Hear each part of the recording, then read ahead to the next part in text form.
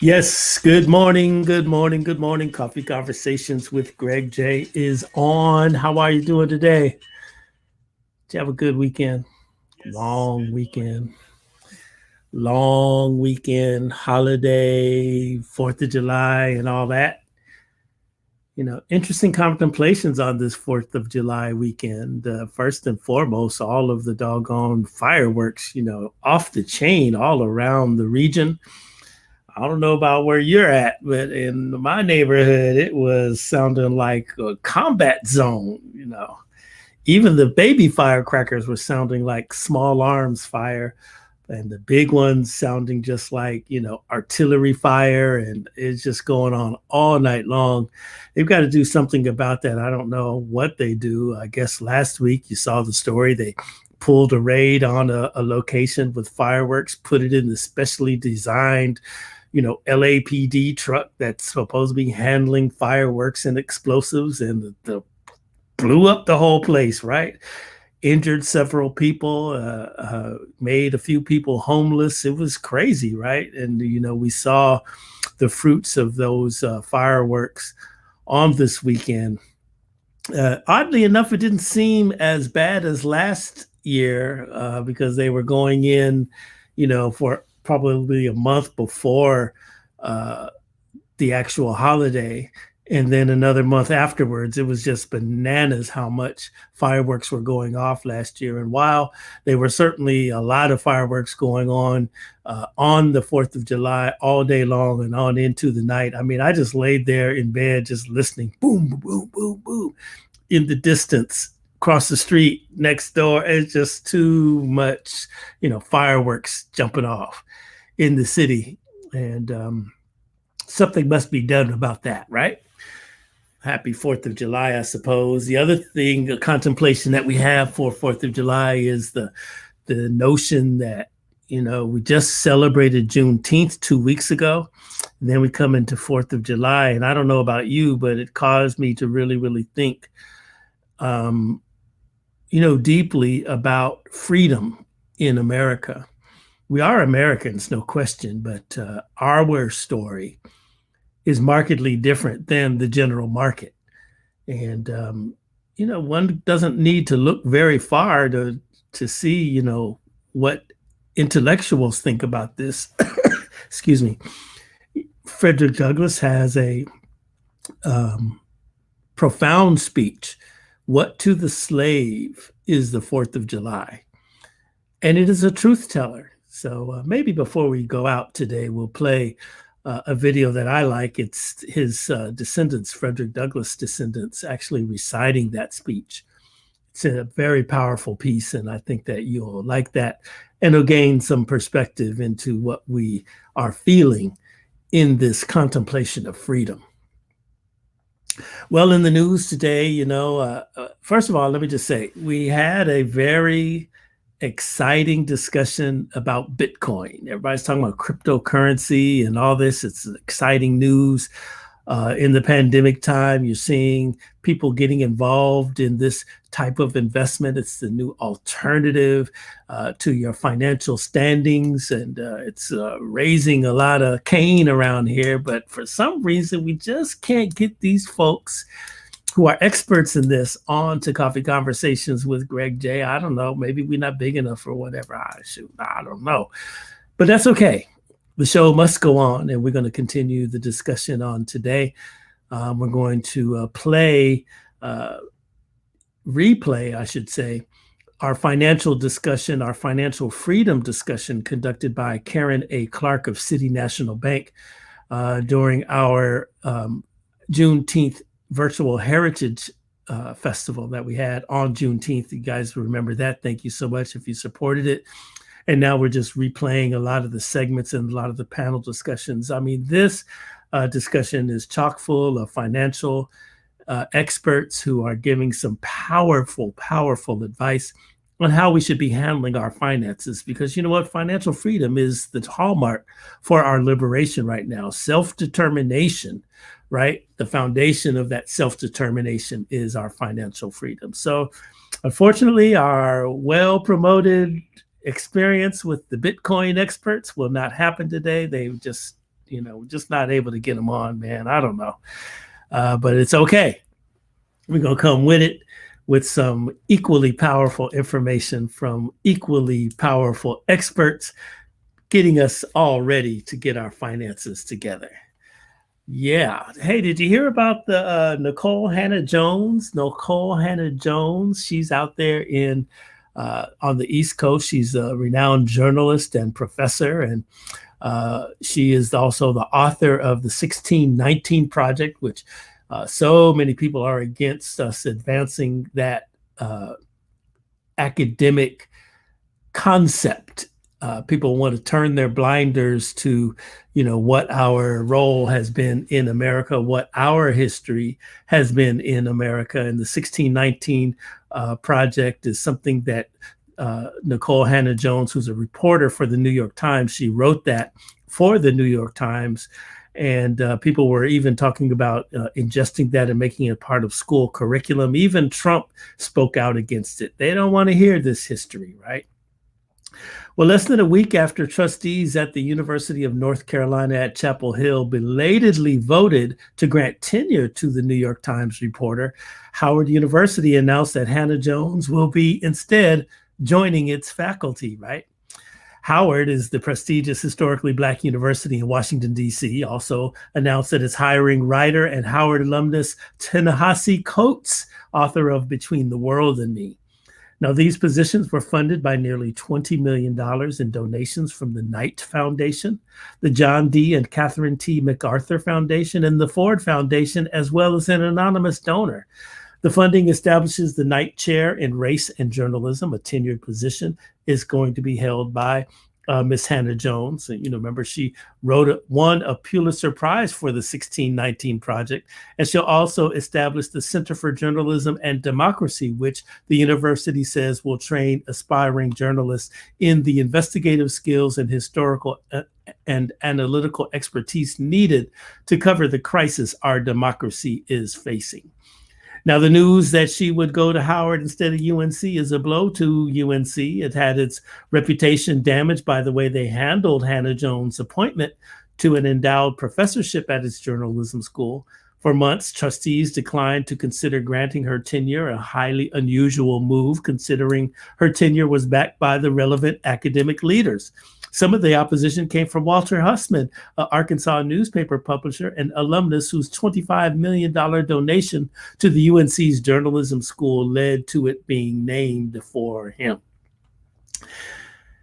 Hussman said he was given pause by some prominent scholars' criticism that Hannah-Jones distorted the historical record in arguing that the protection of slavery was one of the founding fathers' primary motivations in seeking independence from the British. Well, she actually said some of the colonizers' primary motivations.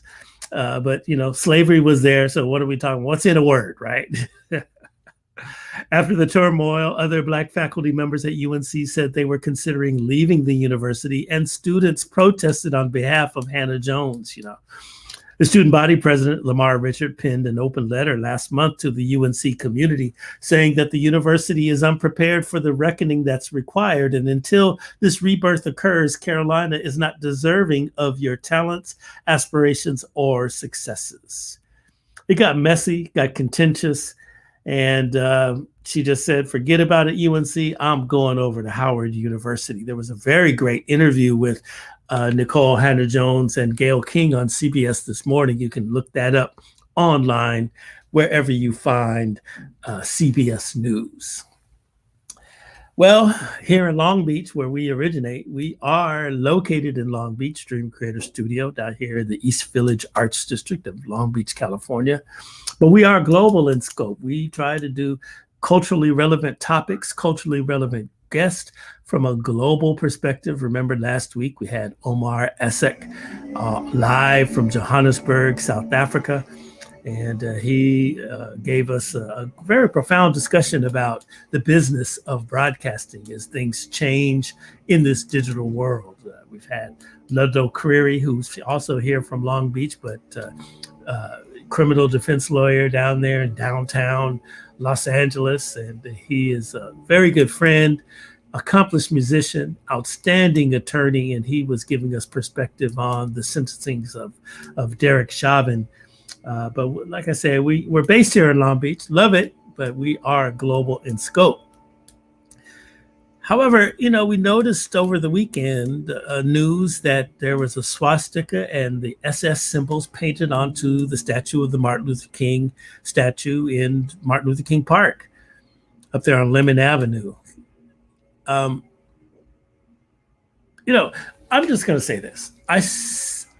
I am with the community and deeply hurt that had to happen. It is indicative of the boldness of hate that is still prevalent in this country and indeed in our community. And the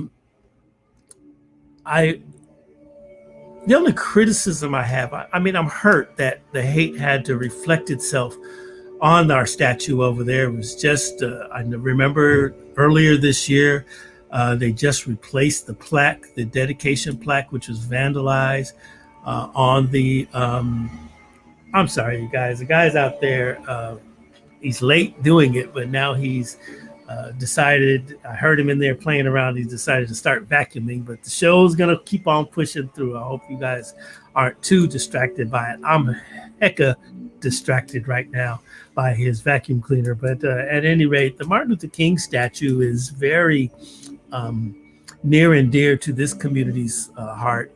It took a long time, a legacy of people even getting the statue placed, getting the park renamed to Martin Luther King Park. It's the site of the very revered festival celebrating Martin Luther King holiday. And for people to come in and put such symbols of hatred there on that statue is just sad, but it is a reminder of the times that we live in. I saw that one of the local publications here said that the symbols resembled a swastika, resembled the SS symbols. They didn't resemble them. That's what it is. I wish we would just stop skirting around the issues and just call it for what it is. We're so afraid of stoking the flames of hatred when the flames of hatred are already stoked just by the very act of the vandalism that happened to the statue of the Dr. Martin Luther King. Don't be afraid of it. Don't be making excuses out there. Well, we can't hate the people. Of course we cannot hate the people, and we do hate the act.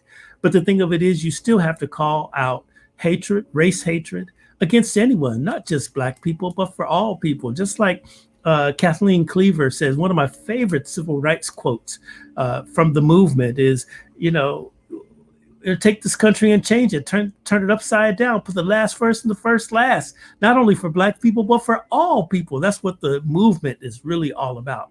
So stop skirting around these situations when you see them, call them out. We are in a time where we need to call it out. It's a cultural revolution. Look at the example of Nicole Hannah-Jones. She's joining Howard instead of UNC after a long battle. Why? She's calling out their bias. The bias has to be called out. The hatred has to be called out, or it will continue to happen time and time again. Self-determination, people, living our truth, calling out our truth. That's what it's all about. And the way that we do that, starting with our finances, right? Our financial freedom. We have to be about the business of being about business. I too, man, I got to be better, and I appreciate all of the experts that come forth. When we did our Juneteenth Virtual Heritage Festival a couple of weeks ago, we started out our conversation about financial freedom. We called on our friends over at City National Bank to talk to us about financial freedom and strategies and practices that we need to be about. And I'm just going to go ahead and play this right now. And I'm going to play Karen A. Clark. This is from the Juneteenth Financial Freedom panel presented by City National Bank during our virtual Heritage Festival. I hope you enjoy it. There's some rich information in there, and I'll catch up on the back end of this thing. I want you to enjoy this. Listen, learn, forward ever, backward never. It's a new world, and this old world is a bold world for us, and we're feeling good. Happy Freedom Day. Happy Juneteenth, everyone. I am Karen A. Clark with City National Bank, and I have a great lineup of panelists with me today, and we are going to talk about financial freedom. Freedom means so many things, and this is such a great celebration today. Thank you, Hannibal Media, and thank you, City National Bank. Thank you, Black Arts LA, and all of the other sponsors. Freedom is precious. This is a notion that we have been questing for since the beginning of humankind, and certainly since the beginning of enslavement of Black people here in the United States. So, just to set the context, we are going to be talking today about assets that can help you to be financially free. We're going to talk about your credit, your personal finance. We're going to talk about home. We're going to talk about building wealth through home ownership, through business ownership. And we're going to talk about the kinds of tools that you need to get there. And so let me just give you a little bit of history so that we're all on the same page and we have the context for this conversation. So you know, June 19th, 1865 was when troops rode into Galveston, Texas to let all of the slaves know that they were indeed free. And it wasn't until about 6 months later when the 13th Amendment was signed that actually banned slavery, chattel slavery in the United States. That is also when the slaves in Kentucky and Delaware were set free, almost 6 months after Juneteenth.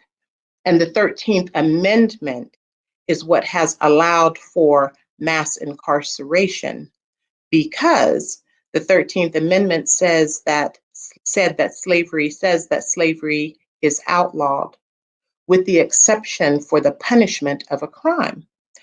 And so after the 13th Amendment was signed, many Black men were rounded up and they were arrested for the crime of not having a job, because, well, who's going to employ them? And that's when Black men began being farmed out to coal mines and to, servitude for farming and that sort of thing. But also, what President Lincoln did when he signed the Emancipation Proclamation is he established a Freedman's Bank. And the Freedman's Bank was specifically established to help freed slaves to grow their money. So it was a depository institute. And it was also set up to give financial education to freed slaves. And you may ask, where did they get their wages? And they got their wages. You had soldiers on both sides of the war, right? Black soldiers who had joined both sides of the Civil War. You also had women who were cleaning, who were taking care of babies. And then, of course, you had people that were working in factories as things began to open up. And certainly as Black people began leaving the South, seeking employment in other parts of the country. And so in a 9-year period, freed slaves saved in 37 branches of the Freedman's Bank what is today the equivalent of $12 million. And so we're going to talk about savings today. And I'm going to tell you who is with me, and then I'm going to have each of them tell you who they are more specifically and what they do and how they can help you.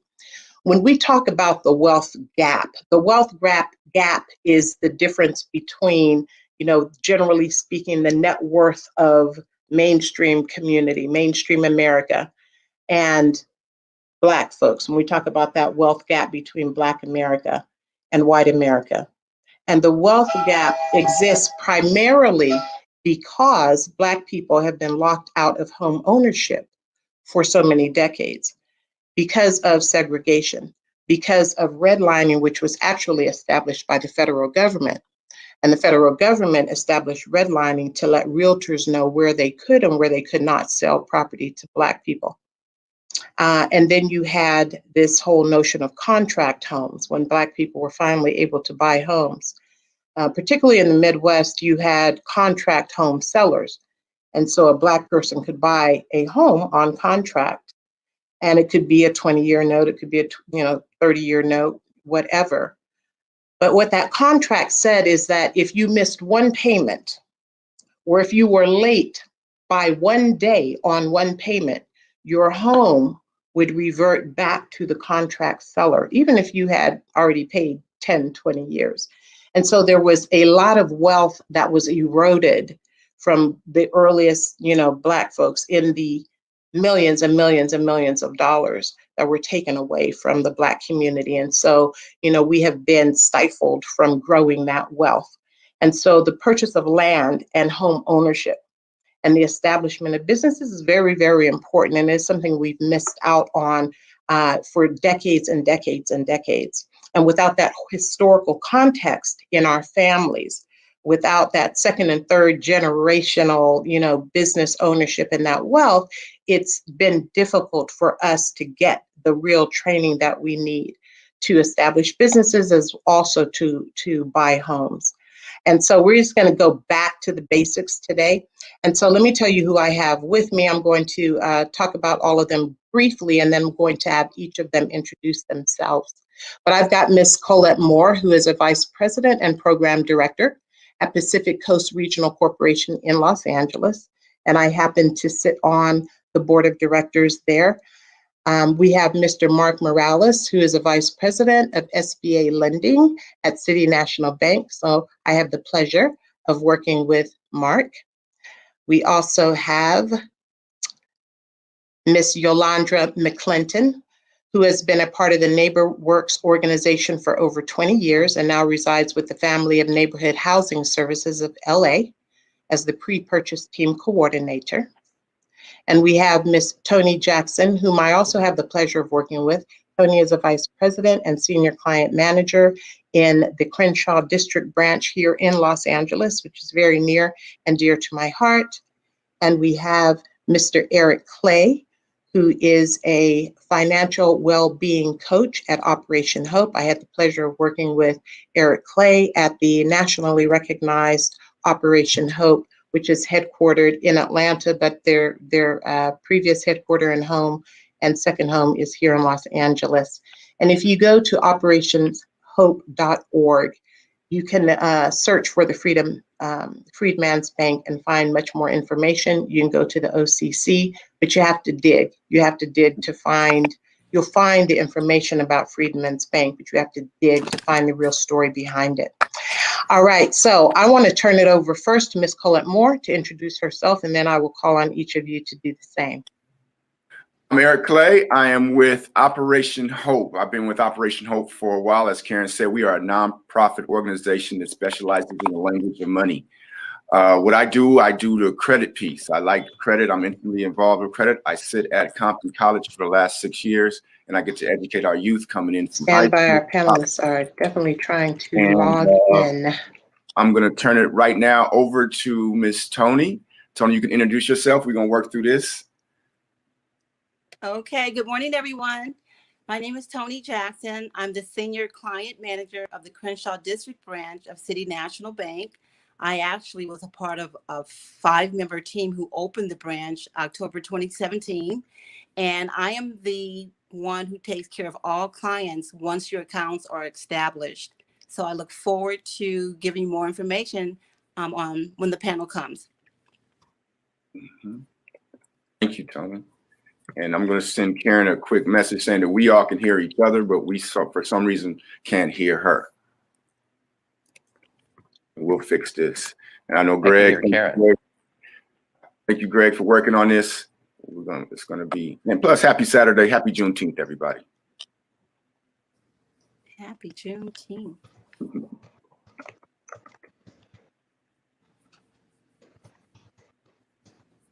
Support services and advisement for small.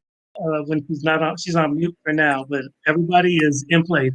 On screen, it's Mark, Eric, Yes. Tony, Colette, Yes. and Karen just went black. She was there. Perfect. She can't hear us though, Greg. She can't hear us or see us. Yeah, I don't know why that is. That's not on our system. Okay.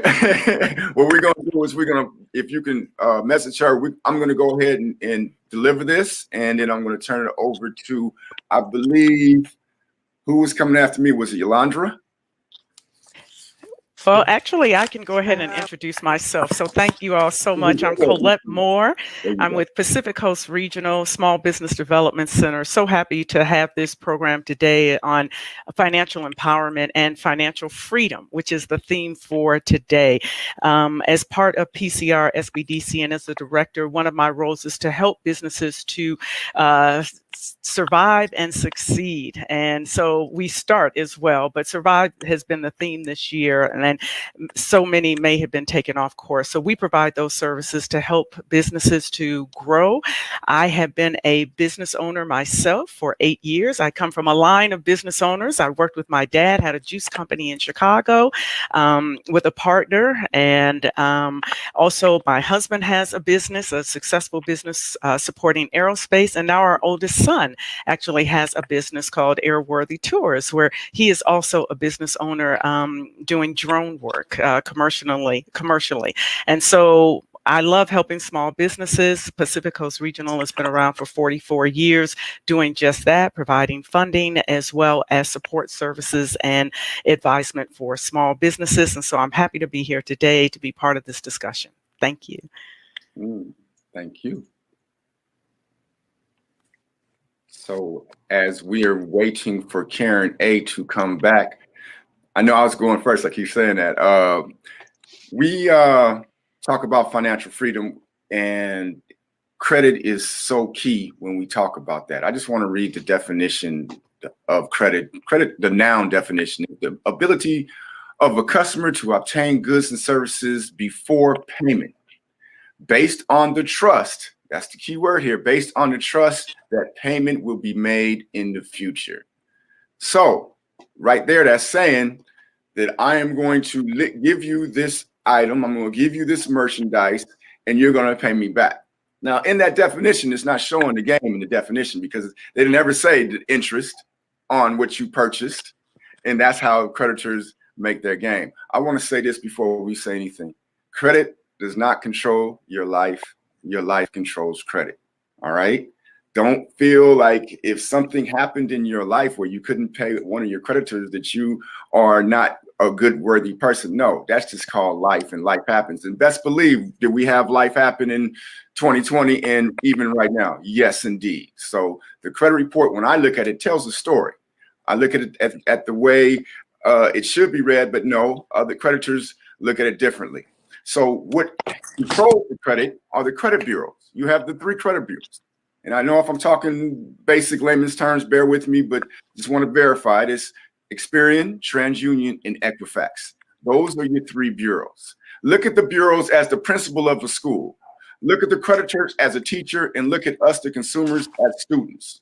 As long as everything's going good between the teacher and the student, then there's no reason to involve the principal's office. Now, I know when I was coming up, and I born and raised in Los Angeles, I graduated from Dorothy High. Yeah, I made a couple of visits to the principal's office, which means I wasn't doing what I was supposed to be doing. And the creditor told the principal, who were the bureaus, the credit bureaus, on me. And that's what happens when we don't pay. We don't pay. If we don't pay our bill, then we get reported to the credit bureaus, and the credit bureaus collect this report, which I call the narrative. It's our story. It's our credit story. We want to take a look at our story. We want to make our story shine well. So when we go to want to borrow for a small business loan, for a home loan, anything along the line, even car loans, that we want our credit to shine and we want to look good on paper. That's looking good on paper. Once again, it doesn't really represent who we are as people, but that's what we want to do. So we have a scoring system. I talk about the FICO scoring system. That's what most lenders look at. FICO simply stands for Fair Isaac and Company. Two gentlemen back in 1956, yes, I said 1956, developed a scoring algorithm that has since been used, and other folks try to duplicate it, but FICO scoring system, Fair Isaac, William Fair, Earl Isaac developed this scoring system. And now they're a company to the tune of almost 300 billion. Yeah, I said $300 billion. Okay. But like other things, people say, well, we don't have to use a FICO score. We can use a Vantage score. We can use a Beacon score. TransUnion, Equifax, Experian have their own scoring system. But as long as the lenders are looking at the FICO scoring system, that's what I teach on. And that goes from 300 to 850, 850 being the top. If you're at 730 and above, you're doing well. You're skating. You're doing good. So you want your score to be in the 700s. Now, if it's not there, we can get there. And that's a whole nother subject. What I do at Operation Hope is I actually take a look at the credit with no inquiry, no cost whatsoever. And I give you my opinion because I'm a credit well-being coach, not credit repair, credit counseling. I give you my opinion on what you need to do to build that narrative, to build that story into something that's going to be yes and not no. And it can happen. You can start your credit life out at any time, anytime. And how do you do it? Don't worry about the unspilled milk or the spilled milk. Let's worry about, or let's not even worry. Let's drive our credit, our good credit, and that's going to drive our good credit score, regardless of what happened in the past. Then we go backwards in the past. Now, I know I said a lot in a little bit, but credit is so key for us. And having good credit is so key in our financial freedom because that's one less thing that we can get denied for. If our credit's right, they gotta deal with that. Okay. Thank you, Eric. Thank you, Eric. Hey, Karen A. Hey, everybody. Sorry for the technical issues, but I am here. You know, Satan can't stop us. Now, thanks for all of that, Eric. It was a mouthful, but the good news, is that you can contact every single person up here on this panel for your own personal consultation. All right. So even though all you got was the tip of the iceberg from Eric, you can get the full story and it can be completely relatable to you. So make sure you get in touch with Eric Clay at operationhope.org. And we're going to come back to Eric, but now let me ask Yolandra. Yolandra, are you there? Did Yolandra make it in? We'll come back to Yolandra if not. She hasn't made it in just yet, KC. She hasn't made it in yet. Okay, No. So we'll get back to home ownership. Let's move on to entrepreneurship and small business ownership for a few minutes. And so we have the wonderful Colette Moore you heard and the wonderful Mr. Mark Morales. Let me first talk to Mark. Mark, you work for the SBA department at City National Bank. And SBA, people associate that with a government agency, right? So tell us, let's just break it down. What is SBA? Why are banks engaged with SBA? What's an SBA loan? And how's it different from a regular loan? Let's just start with those basics. Well, thank you, Karen. Yes, well, we should probably even say what SBA stands for, which is the Small Business Administration. And so the SBA, though it doesn't loan money directly and does support with disaster relief, and we've all heard about the PPP and EIDL programs, but the SBA works with commercial banks to provide, I'm going to talk about 3 of their major programs. The SBA 7A program, the 504 program, and the Community Advantage program. But the SBA loan is basically a loan that the bank would not have done without the support of the Small Business Administration, either through guarantees or, and in the case of real estate, going into second position behind the bank's first on a purchase or refinance of commercial real estate. So it's a loan that the bank wouldn't have done without that support. And that really is the basic of what SBA is. So I'd like to talk a little bit about each of the 3 programs that I'm going to concentrate on.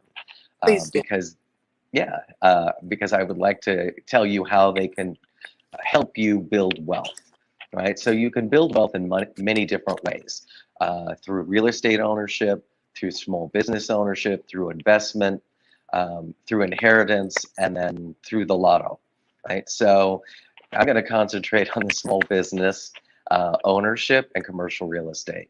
So the 504 program, which is the purchase and refinance of commercial real estate and fixed assets such as large equipment. The SBA provides up to 90% financing for you to purchase a building for your business to occupy. Rates are right around the low threes today. They're historic lows, and you can get a 25-year fixed rate, fully amortized loan for around 3.25% to purchase the commercial real estate that you're currently renting or to move into for your small business. The 7A program is for commercial real estate and everything else. To start a business, to expand a business, to purchase a franchise, to buy equipment, to buy inventory, to start a new location. It is kind of a catch-all. And that loan is used, in many different ways. And we're going to talk about one specific. And then there's the Community Advantage program. And that loan program is up to about $250,000 and is really designed more for the startup business, the businesses that the banks aren't really comfortable because they don't have a track record. Maybe it's a new concept, it's a new business. You don't have a lot of track record or time in business where a bank would be more comfortable. And so that program is very, very effective. It goes up to 250. The 7A program can go up to 5 million. And then the 504 program can go up to 20 million to purchase commercial real estate.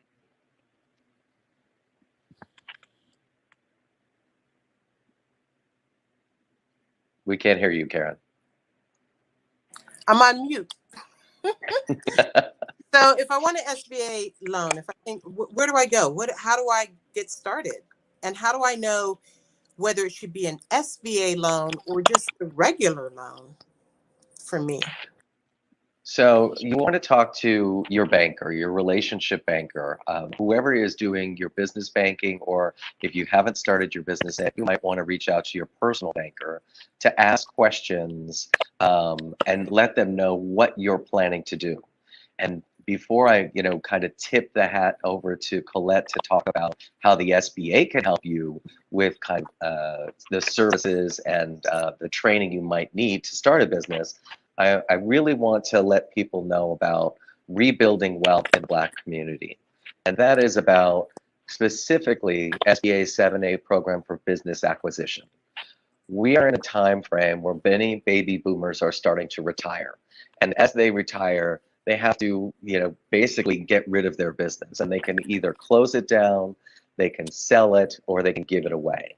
Well, if you work for one of those businesses where the owners are starting to think about retiring, the SBA can help you purchase that business from the retiring owner, and we can finance up to 90%. And so instead of thinking about how I can start a business, the other opportunity you have is actually to acquire an existing business. And I've done that myself. 8 years ago, I bought one of my clients, and it was very exciting and a great opportunity. My partner worked for my client, and so my client wanted to retire, and then so we got our money and purchased the business and became business owners 8 years ago. And so this is a really easy way of getting into business ownership without a tremendous financial risk, right? Because you only have to come up with 10% down, and if you're buying it from the owner, he can actually carry back, he or she can carry back 5% of that. So you can actually come in with as little as 5% down to purchase a business. But when you're coming in and thinking about doing something like this, we really want to utilize the SBA's training arm and their small business development centers. And this is kind of where I would like to tip a hat to Colette Moore, my friend and my colleague, somebody that I've worked with for quite some time, and we refer business back and forth depending on the size of the loan. So I'll give my time up to Colette. Well, good morning again. And Mark, thank you so much for sharing that. Mark is definitely a partner with us. Referring people that can use help actually along the way. And so I'm going to share just a few things with you right now. And I'm hoping that this is going to work and that you can see something on the screen in just a second. All right. So the key thing here is that, the SBDC is an arm of the SBA. We are partners with the Small Business Administration. We are funded by them as well. And so it's a great opportunity for us to be able to work with you. There are 1,000 centers in the United States. And so there's no place really that you can go. There are even rural locations. Of course, we're focused on urban areas primarily, but the goal is to stimulate economic activity and growth. We want businesses to grow and we want you to be sustainable. And so we are one of those partners that's able to do that. So we're providing business consulting for you, training, resources. Anybody that has been with us during the pandemic, it's been like a fire hose of information, but we have been, netting that down to provide it to small businesses in a way that isn't overwhelming in a period when there's a lot of information and it is overwhelming. And so providing business planning, management, legal, and workshops, all of this at no charge to you. This is a no cost program. What an amazing thing. So it doesn't mean it's no cost, but it is no charge to you because there is a focus on helping businesses. And, at PCR, our goal has always been to help underserved businesses. We work in the Black community significantly to help small businesses along the way. So even now, if you're a small business, we might be helping you with reopening strategies, advising on disaster funding. Now, what do you do post-pandemic? So maybe you got disaster funding or you got the PPP. Have you applied for forgiveness? Because that's the whole point, is to get forgiveness so it's not a loan, but a grant. Have you found other forms of money that you need? How are you going to spend the money that you have now? How can you cut back on some of your costs and things like that? So we want to be in that position to help you. So we do the one-on-one advising. So that could be anything from startup. And I love, Mark, thank you for sharing that it doesn't have to be a startup. It can be a startup for you, but it's a purchase from someone else. And that can ease some of the pain if you've done your due diligence to make sure that it's the right business purchase for you. Licenses and permits. We want to make sure that you're legal along the way. How do you hire? Where can you find loans? And then also government contracts. And then we're continuing to offer business planning. We do a commercial lease checklist because during the pandemic, we found that our clients all throughout the area, South LA, also, people could not manage their leases. And so it depends on how your lease is created in the first place. And so you really want to know what's in that commercial checklist and never be in a hurry to sign. Make sure you have options. We're talking about startups and marketing and social media, financial management. And then we also work on procurement, because there are opportunities with larger organizations that we want to be able to share with you.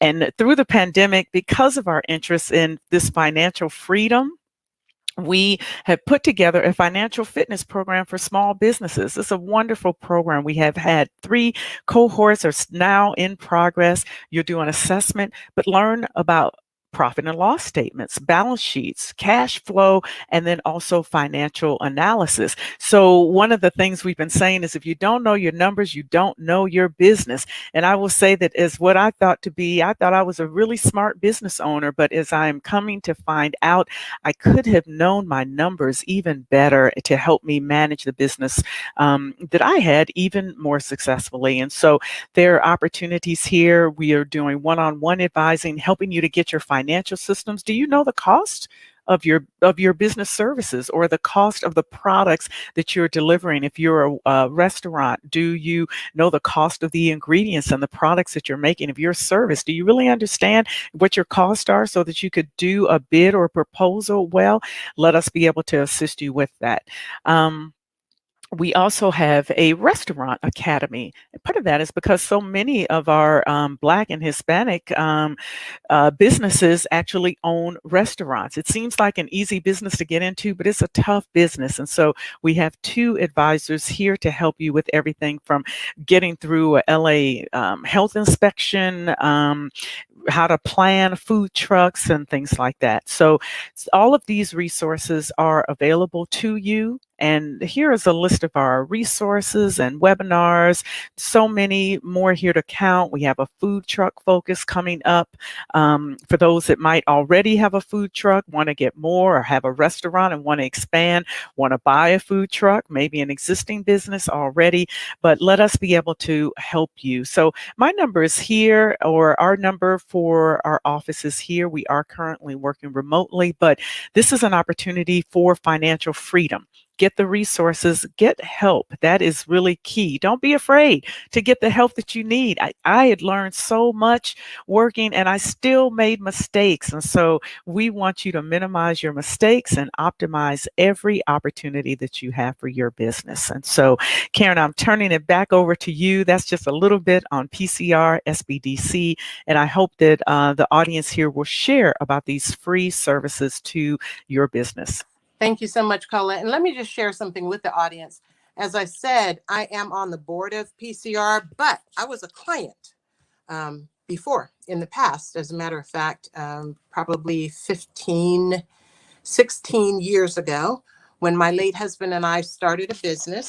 It was trucking, dry goods in 48 states, and we purchased some trucks, me, him, and his brother, and hired some drivers, and got some contracts and began business. And I said, you know what, somebody better go to class. Now, I wasn't, I helped with the financing, and I'm the wife. I helped with the financing. I had a regular job, but I helped get the loan, for the trucks.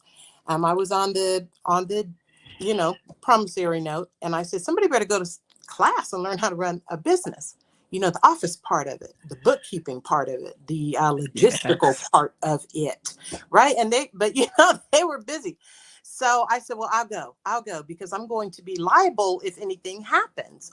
And so I went to PCR, and at the time, audience, I took a suite of courses that was taught on Tuesday and Thursday evenings from 6 to 9. And it was a 12-week course. And I was so doggone serious about that. And I learned everything that I needed to know to actually, establish and get a business going from the ground up, even though we had already opened our doors, right? And we didn't need funding anymore at that time. We had already taken care of that. But let me tell you how good God is and how the universe works. So I took that, those classes, 12 weeks of classes, 6 hours a week. And then I went to Hesperia. I set up our office exactly as I had learned. I set up our books exactly as I had learned. I did everything that I had learned in PCR. And it wasn't 3 or 4 months later that the Department of Transportation knocked on our doors.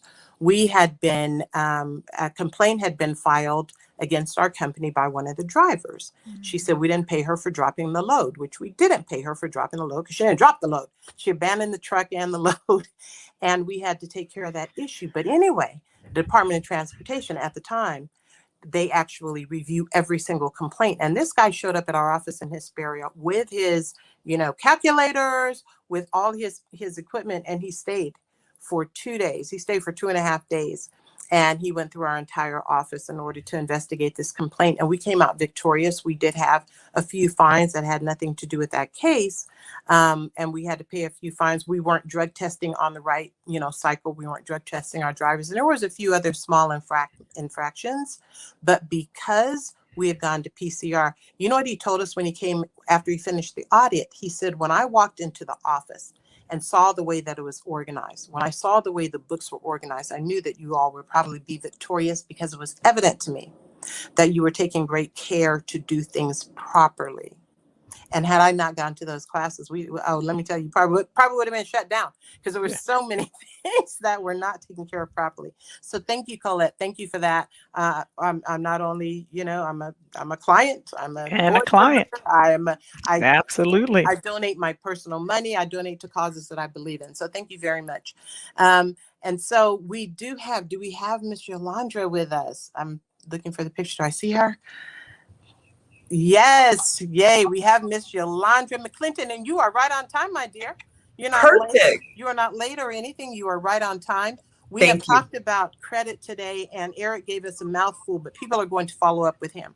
They're going to follow up because I know that there are a lot of people on this phone that would like to pursue home ownership.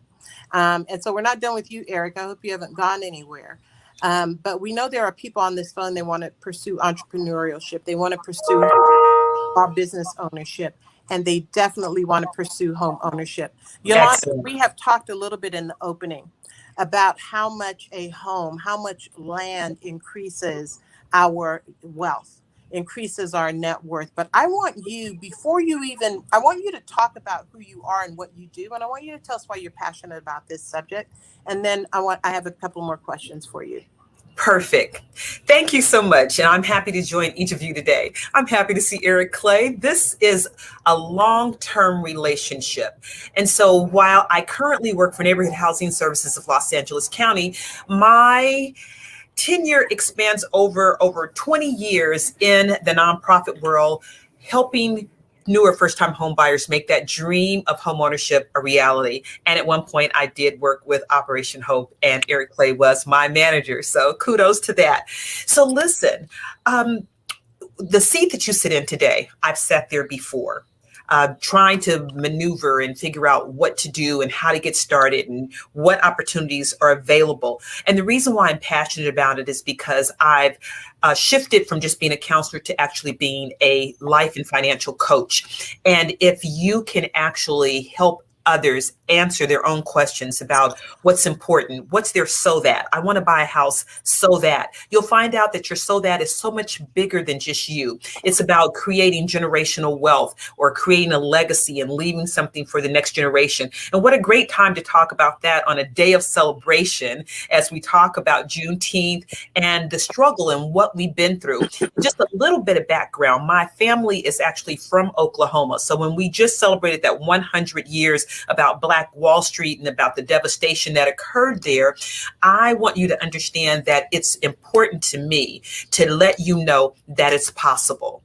Don't think that homeownership is just for someone else. It's possible for each and every one of us. It might take some time, some commitment, some sacrifice, but I want you to know that if others have done it, you can do it too. And we're all here. All of us that are on this panel today are here to help you realize that the dream of homeownership or to start your own business, creating that wealth, it's all possible. So I'm excited to be here. You're on mute, Karen A. Good to see you, Yolanda. Hey, good to see you too, Eric. Thank you. Oh, by the way, I'm part of the Operation Hope Club. I worked there for 5 years. Yeah. Yes, I did. But it's a family reunion.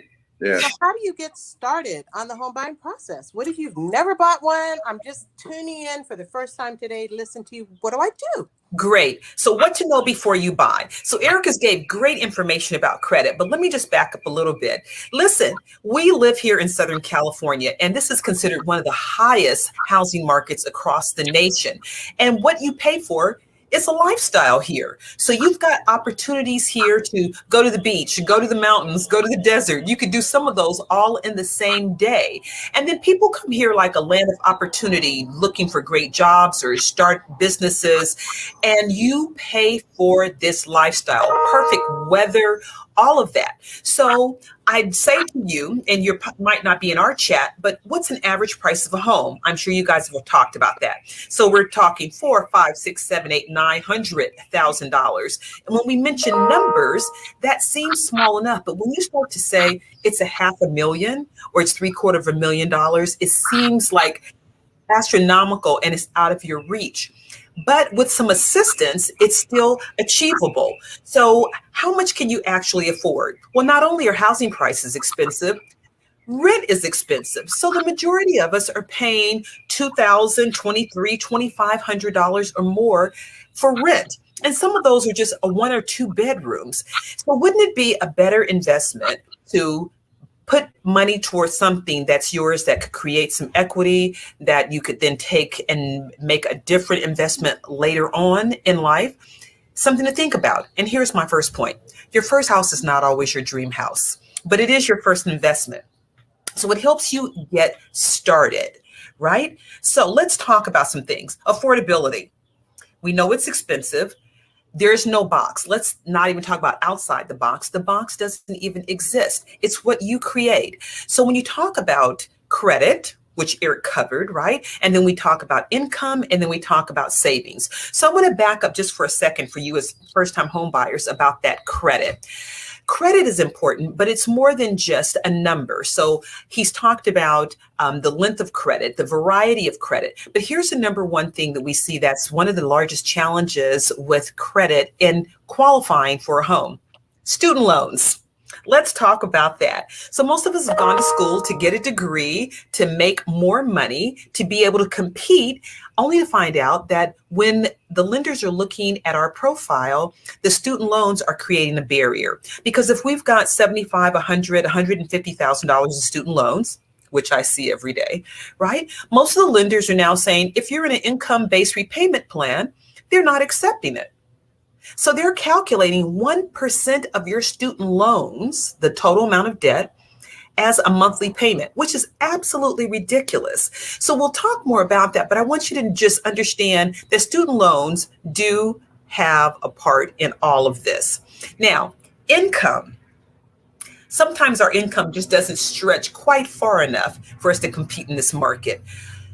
I think one of it is because a lack of inventory. So we're seeing housing prices in the ranges that we just mentioned, right? But how do we get there? So when we look at income, what can be used? Pretty much everything can be considered as income except for unemployment and short-term disability. So if you've got a regular wage earner job, perfect. If you have multiple streams of income, maybe you do taxes at the beginning of the year, or Postmates, or Uber driver, or something else, all of those can be considered. But the additional streams of income, or the part-time job, has to be something that's been reported on your taxes for the last 2 years, because we need to average it out. So we can use your regular income, and then we can use additional streams as long as it's reported. So here's just a little tip, and you talk to your tax preparer about this. Oftentimes, they try to help assist you by not having to pay as many taxes back to the government by either depreciating or the cost of goods and services, something that reduces. So you could have earned $30,000 in additional income, wrote off $20,000, which means you really had a net income of $10,000 for the additional job. $10,000 is all I can count. So if you're thinking about using that additional income towards your home ownership qualifications, make sure you're having that good conversation with your tax preparer and what you're doing so that you can maximize the amount of income that you're actually claiming so that we can count it. Now let's talk about savings. So you've got to have some skin in the game. This doesn't just happen where somebody offers you 100% financing and you can just sign the documents and walk in the door. You have to participate in this. So most of the programs for new or first-time home buyers that we offer from Neighborhood Housing Services gives you an opportunity to come in with as little as 3% down towards the purchase. So it's 3% of the purchase price. If the purchase price is $400,000, you need to have $12,000 of your own funds. $500,000, $15,000 of your own funds. Now, this money can come from different sources. It can be checking, savings, an investment account, your 401k or 403b. All of those are acceptable sources of income. Now, don't go and start to move your money around at this point. All they'll ask for is a copy of the bank statement to show that you do have funds available. If you don't have money saved at this point, that doesn't prohibit you from getting started and joining the program. It just makes me know that that's one of the action steps that we're going to create to help you accomplish that part of the goal so that when you're ready to get pre-approved, all the boxes are checked, I's are dotted, T's are crossed, and you're ready to proceed. So credit, first of all. Income is the second thing, and then savings is the next thing. So while there are various types of financing available, you might be familiar with FHA where they require a 3.5% down. Sometimes there are programs that will allow you to come in with as little as 1%. Now, that's a lot easier to come up with than 3%. So how great is that if you could do $4,000 or $5,000 towards the investment? So those are a few perks. Let me move on to something else. Gifts.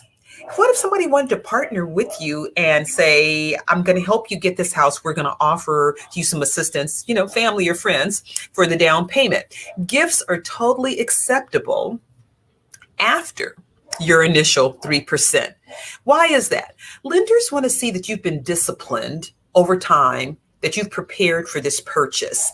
And they want to see that if you've been disciplined enough to save over a period of time, once you get in that house, that same discipline will continue. Because now when things start to fall apart and break down, whose responsibility is it? It's yours. You can no longer call the landlord and ask them to come and fix the hot water heater or do some plumbing. Now it's your responsibility. But if you've been good about saving or putting some money aside for emergencies, then when those things come up, you're already prepared. So my question is, if it's income that you're concerned about, or credit or savings, what'd you do with that stimulus check? Because a lot of us got money earlier this year and maybe last year too. So was that money for pleasure and enjoying, or did you, in your quest to buy a house, say, I'm going to set some of this money aside to start my savings for my down payment? Just something to think about, okay? Instead of us just spending. But here's the big takeaway from all of this and what you want to know. There is money out there to help assist you in purchasing. Most of the programs are considered down payment assistance. I say they should be called gap financing, because what they do is they close the gap between how much you can afford and how much the purchase price is. So for the most part, if I've got lots of clients that are qualifying in maybe high 300,000s, low 400,000, and saying, I still can't find anything in that price range. But if there's a program that could offer you up to, wait for it, $100,000 in assistance that I can layer on top of what you qualify for, now I've got you in the high 400s, low 500 range. Could you possibly compete and find something out there? It would definitely give you a better chance, because there are multiple offers made on each property now. And so there's lots of competition. And so let me just kind of give you a heads up. Unfortunate for some, but a benefit for you that are listening. Over the next 4 to 6 months, we're probably going to see an increase in inventory. You might say, yay, I'm kind of on the fence with this. A number of people have not been able to recover from the pandemic, and therefore they're having to make some other choices about transitioning out of their properties. Now, this is not to say the housing prices are going to go down, because the market is pretty stable, but this is saying that if they have not been able to gain employment again or at the same rate, they might have to consider some other alternatives. And if selling the property is one, then that gives more inventory available out there for you as new or first-time home buyers. So we've got great programs. The County of Los Angeles offers $100,000. The City of Compton is offering $100,000. The City of Los Angeles is offering $90,000. And then sometimes there are grants that are $15,000, $20,000 that can help even cover closing costs. So it's a lot of information to give you right now, but here's how you can get more. We offer a workshop for new or first-time home buyers twice a week. Wednesday evenings at 7 p.m. or Saturday mornings at 10 a.m. They're virtual via Zoom. They're absolutely free. They last for about 45 minutes, and it gives you more information and tools to be able to use, and then we'll walk you through some next steps. So if you want to know more, you can easily go to our website, and I'll put it in the chat. It's nhslacounty.org. Again, it's nhslacounty.org. Click on events and workshops. You'll see a calendar, and you can go there and look for 10 a.m. It's called Hope Workshop, or you can look for it on Wednesday evenings at 7 p.m. That's the best thing I can tell you. The possibility exists. You can do it. I'm excited for you, and I hope to see a lot of you in the workshops. That's beautiful. Thank you, Yolanda. And let me just say, for those of you that are on the phone and you're not in LA, Neighborhood Housing Services is a national organization, right? And so in your own city, just start Googling. Google NHS, Google home buying workshops, Google down payment assistance. Call NW.org. NW.org. NW.org. Call your United Way. Ask them, see, information is out there. We have to seek the information. We have to go find the information. Help and support is out there. Mark Morales talked about all of the different opportunities with the SBA, sba.gov. Start searching around, and when you see something that piques your interest, dig further. Give me a call if you have some questions for Mark Morales. And you know what? I'm actually not scared to give my phone number. I do it quite often because guess what? Hardly anybody ever calls me. But my phone number is 213-673-9124 is my office number. If you call me and you're looking for some information, I will make sure that you get it. I will make sure that you are connected to any of these people on the phone or their counterparts in other cities. Operation Hope is also a national organization. The SBDC, which is Small Business Development Center, SBDC system that PCR is a part of, is national. It's throughout the state of California. You have such things in your own counties, in your own regions. And so get in touch with me if you can't find them, and I will make sure that you are hooked up. Mr. Eric Clay, again, his organization is national. He works nationally. All you got to do is give him a phone call. Now, let's get to Miss Toni Jackson. Miss Toni Jackson is one of my favorite bankers in all the world because let me tell you something. She will help you find the information that you need.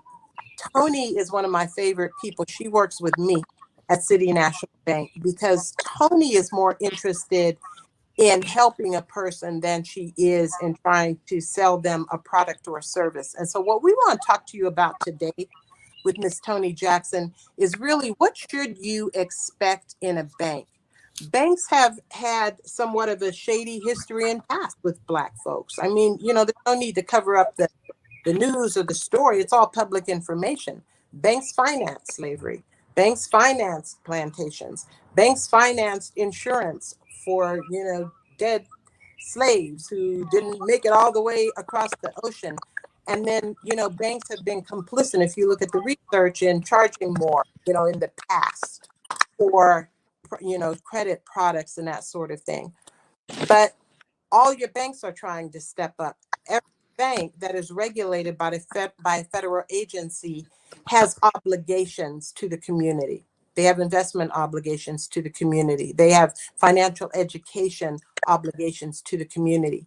And if you don't have a relationship with your bank, if you don't know how to get those services, you need to figure it out. So Toni, we at City National Bank say that we are a relationship bank.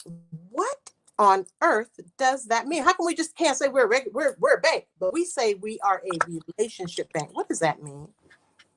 Well, Karen, let's define relationship.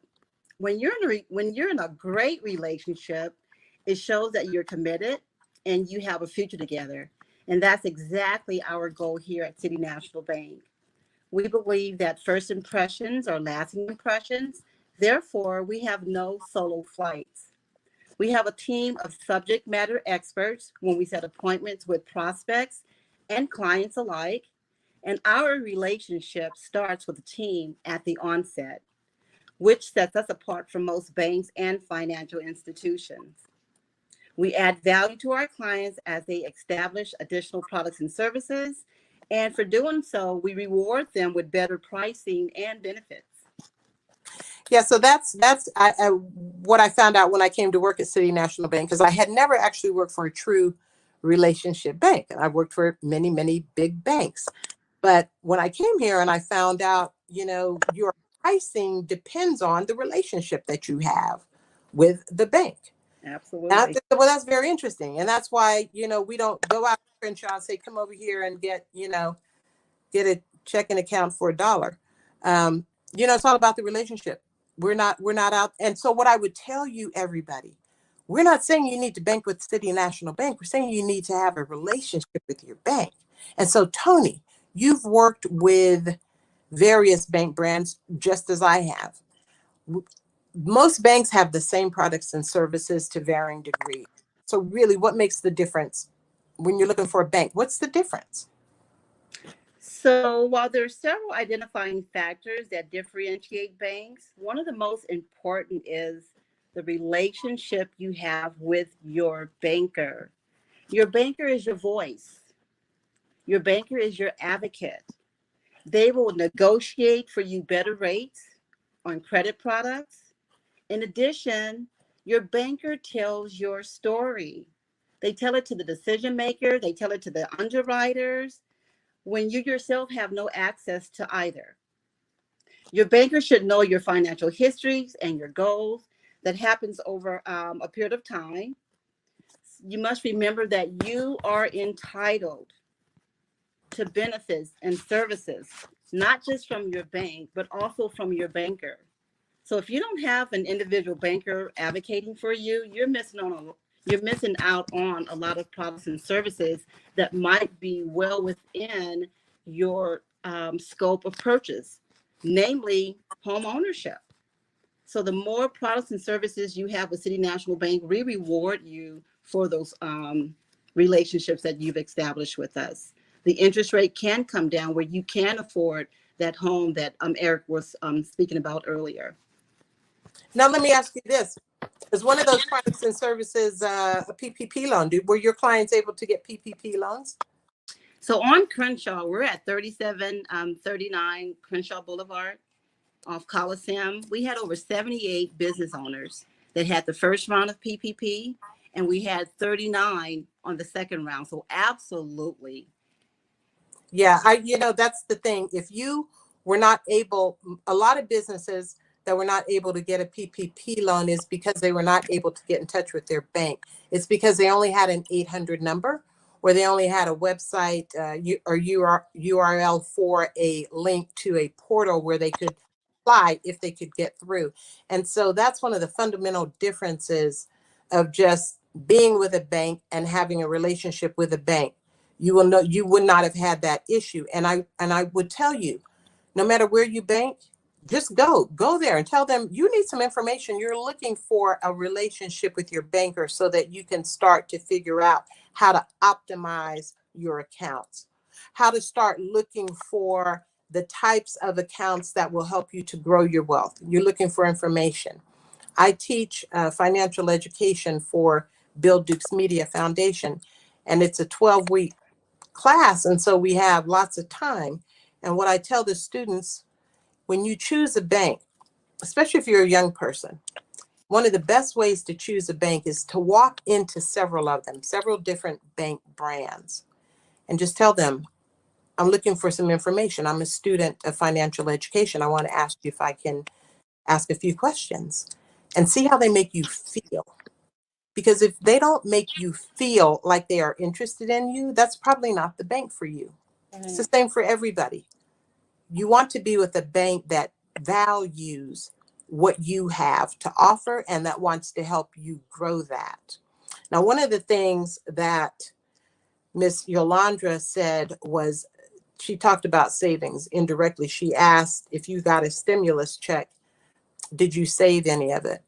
And one of the things that's going to help increase your credit, it's going to help increase your opportunity to purchase a home or purchase a business, as Mr. Mark Morales talked about, is that cash money, your skin in the game. And one of the things that I know many of you have heard throughout your life around saving discipline is to save 10%, to pay yourself first. And it doesn't, if you create that discipline with every dollar that you have, it doesn't matter how hard the time you get, you will still save something. It's a discipline, a lifelong discipline that you must have. But that's what you need if you want to increase your economic opportunity, increase your stature. You've got to build that nest egg. And speaking of savings, The next time we have some crazy pandemic or something that shuts us down for a year or two, you're going to be a whole lot more comfortable if you have developed that habit of saving, have something in the bank for an emergency. It's so extremely important. Mr. Mark Morales, I want to get back to you for just a moment, because when you talked about, we spent a lot of time talking about either working with your bank or working with PCR in order to start a business. But you mentioned this notion, and you talked for a minute about purchasing a business as a way to grow wealth. I'd like to get back to that, because I don't hear just regular folks talking about that a lot. I hear about that at much bigger levels of business, right? In commercial banking, I hear about that. And I think that is such an interesting notion. How does that work? If I see a business that I want to, how would I qualify? How would I even pursue that if I know a business is for sale? Say it's just, it's $1 million, it's $1 million. How would I go about even exploring that opportunity with a lender? Well, you first would have a conversation with your banker, but really when it comes to business acquisition and purchasing an existing business, what we're looking for that loan is, does that business make enough money to make that loan payment? So you don't need to own a business today to be able to purchase a business. We didn't own a business. I mean, I worked for the bank, and my partner worked for the business, but we weren't even looking to buy a business. It just happened to be that the owner wanted to retire and made us an offer that we couldn't refuse. So first I would look at, what is your skill set? What are you good at, right? Or if you were working for a business and you're managing that business, then maybe that's the business that you might be looking to purchase, or one in that same industry. The idea is that we're going to look for a couple of different things when we're looking at a business acquisition to do a loan. We're going to look, number one, does that business have enough money, and does it spit off enough cash to make our new loan payment? And number two, we're going to look to see whether you, taking over that business, have the experience to run that business. So, experience in the industry, experience in a similar industry. If the owner of the business was going to look to sell the business to me, I had no experience in selling Asian antiques, right, to interior designers, but my partner did. So that was the management experience. So if you're going to purchase a business, and it could be a franchise, it could be somewhere you work, it could be something you've seen, you want to make sure that you either have the experience to be able to run that business, or you're going to keep on the management structure or the key employees that will run that business for you. Thank you. Thank you for that. Ms. Colette Moore, does PCR offer any information about business acquisition? Absolutely. It's kind of funny. We actually have a franchise workshop that we do as well. So it could be not just a business acquisition, but it could be the purchase of a franchise, or it could be an existing franchise. So that's one of the areas that we focus on, so that people have options, because there's not only one way to get into business. And I think I love what Mark says. It helps to have experience, because that is favorable for bankers that you work with and your suppliers and everybody in the system that is going to be supporting you when you have experience working in a business. It certainly can help you, I think, along the way. Beautiful. Well, ladies and gentlemen, we have 5 minutes left. So what I would like to do is go back to the top. I'm going to ask Eric Clay one more question, and then I would like you just to remind people how they can get a hold of you. But Eric, Yeah. heard from Yolanda on purchasing a home. We've heard from Mark and Colette on business, starting a business and business acquisition. So how does interest rate works, and how will it help me to get a better deal based on my credit? Well, what's the tie-in there? Like, what if I had a 700 credit score, and I'm trying to purchase a business, but my friend has a 750 credit score. They're trying to purchase the exact same business. Everything else is equal. Both have the same down payment. Are one of us going to be favored possibly by a lender? Well, the higher, I alluded to it, the higher the credit score, the more attractive you are to the person who's giving you the money. Okay. Why? So because they pose a lesser risk based on the way they manage their credit. Remember, I said life controls credit, credit doesn't control life, okay?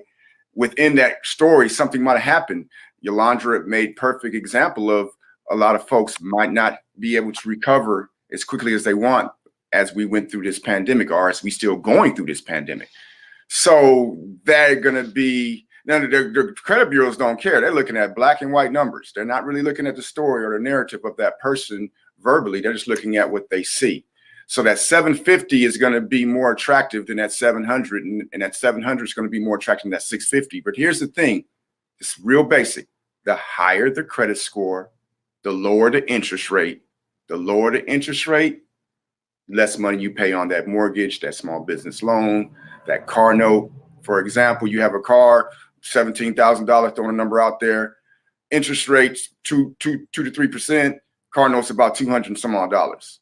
Interest rates about 12%. Car note's going to be about $400. Same car, same mileage, same look, same model, different interest rate, different credit score, and that's why you want your credit score to be as highest as you can, so you can get the lowest possible interest rate out there. Okay. Thank you. Very Tell us well. again how to get a hold of you. I am at operationhope.org. I am Eric Clay. My number is, I'll put it in the chat, is 213-422-6115. I am happy to be going back to campus at Compton. That's where I sit. So I'm real close to where Yolanda is, and Compton College. And get a hold of me. Our services are at no cost. Really. We are not credit repair. Excuse me. I'm credit counseling, credit advising. I'm going to give you my opinion, but I've been doing this and I want to see everybody to be where they want to be. And remember, it's never too late, once again, to start this. Don't think, oh, I have my credits just messed up or challenged and I can't do it. No, it starts with one good credit line. That's like watering the flowers. Let one flower grow and you'll have a garden soon. Thank you, Eric Clay. You're Miss Yolanda McClinton, tell us again how to get a hold of you. So I'm with Neighborhood Housing Services of Los Angeles County. So you can reach us at NHS. The main It's in the chat. And Mr. Thank you. Okay. No phone number 213-381-2862. Can I just close with this quote? Yep. Okay. If your outgo exceeds your income, your upkeep will be your downfall. Remember, you need a budget. Oh, yeah, we didn't get into that. All right, Mr. Mark Morales, how to get a hold of you again? You can reach me at area code 310-888-6864. That's my direct line to my office. I am working in the bank in Century City, and you can also reach me at mark.morales@cnb.com. Thank you, Mark. And Miss Toni Jackson, how do we get a hold of you? While we're waiting for Toni. Oh, there she is. Hi, I can be reached at area code 323-761-5903. And my email address is Toni, TONI.Jackson@cnb.com. Thank you, Miss Jackson. Thank you. And Miss Colette Moore. Colette Moore, well, the organization is PCRcorp.org, O-R-G. Oh, there she is. And you can reach me at our SBDC line at 213-674-2696 and also at info@pcrsbdc.org. Thank you, everybody. You all were fabulous. Thank you Thank so you. much. Thanks, Audience, I am Karen. Karen Clark, the City National Bank. Thank you, Greg Johnson with Hannibal Media. We're out. Happy freedom! Freedom! Bye, everyone. Bye-bye. Happy Juneteenth, everybody. Yeah. Take care. Freedom. Bye-bye. Yes. Bye-bye. Great time. Bye. Thank you.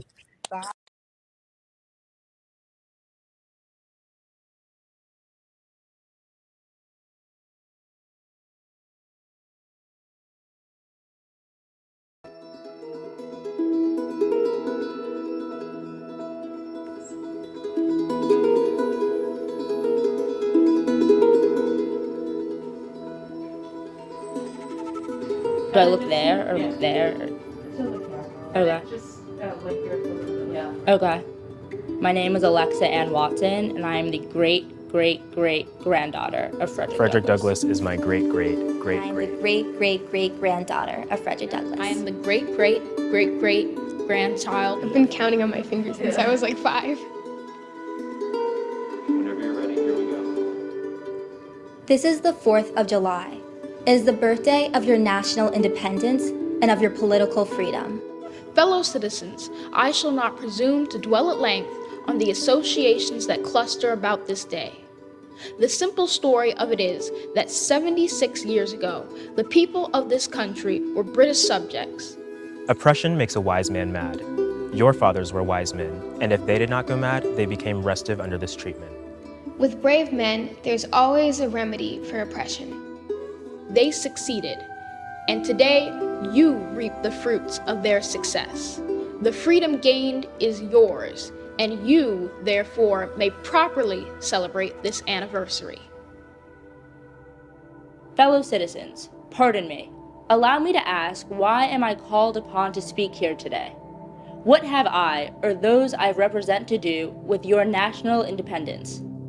Are the great principles of political freedom and of natural justice embodied in that Declaration of Independence extended to us? I am not included within the pale of this glorious anniversary. Your high independence only reveals the immeasurable distance between us. The blessings in which you this day rejoice are not enjoyed in common. The rich inheritance of justice, liberty, prosperity, and independence bequeathed by your fathers is shared by you, not by me. The sunlight that brought life and healing to you has brought stripes and death to me. This 4th of July is yours, not mine. You may rejoice, I must mourn. Fellow citizens, above your national tumultuous joy, I hear the mournful wail of millions.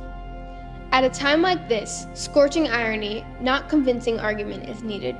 Oh, had I the ability and could reach the nation's ear, I would today pour out a fiery stream of biting ridicule, blasting reproach, withering sarcasm, and stern rebuke. For it is not light that is needed, but fire. It is not the gentle shower, but thunder. We need the storm, the whirlwind, and the earthquake. The feeling of the nation must be quickened. The conscience of the nation must be roused. The propriety of the nation must be startled. The hypocrisy of the nation must be exposed. And its crimes against God and man must be proclaimed and denounced. What to the American slave is your 4th of July?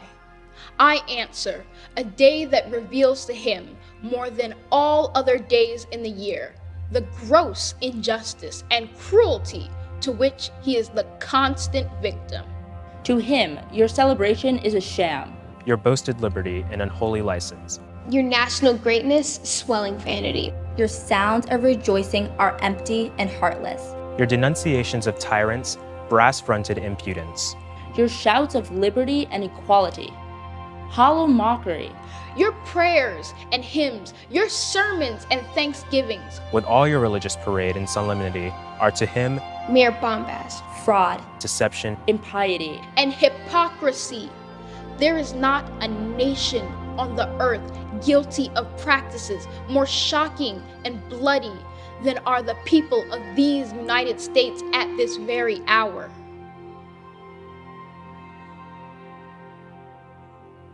Allow me to say in conclusion, notwithstanding the dark picture I have this day presented of the state of the nation, I do not despair of this country.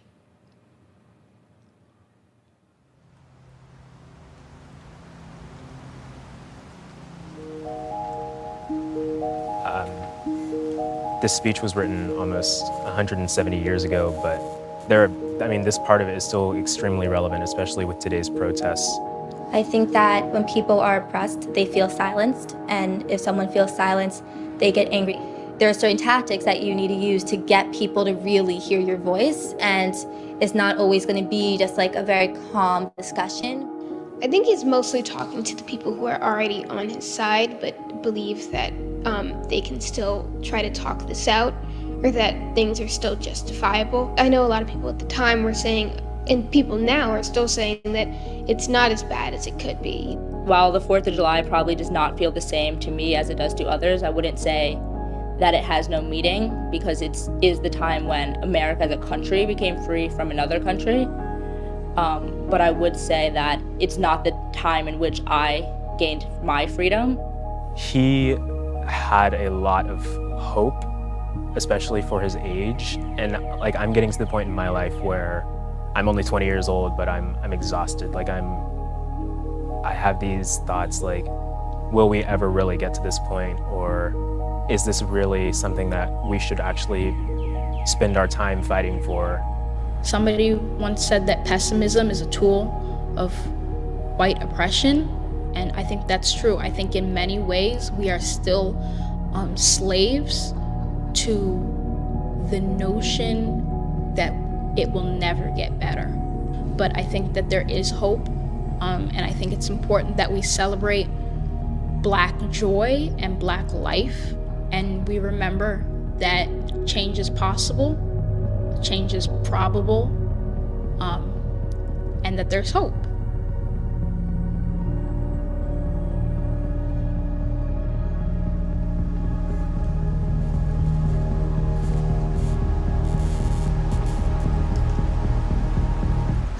Yes, yes.